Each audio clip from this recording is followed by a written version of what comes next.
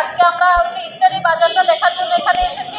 এছাড়া নিত্য প্রয়োজনীয় পণ্যের মূল্য স্থিতিশীল রাখার লক্ষ্যে এই যে আমরা আজকে সকালেও বের হয়েছিলাম, এটা অভিযান হয়েছে এবং এখন ইফতার বাজারটা মনিটরিং করার জন্য আমরা এসেছি।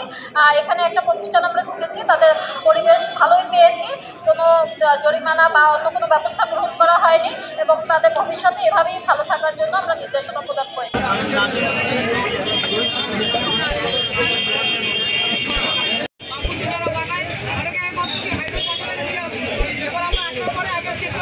আমরা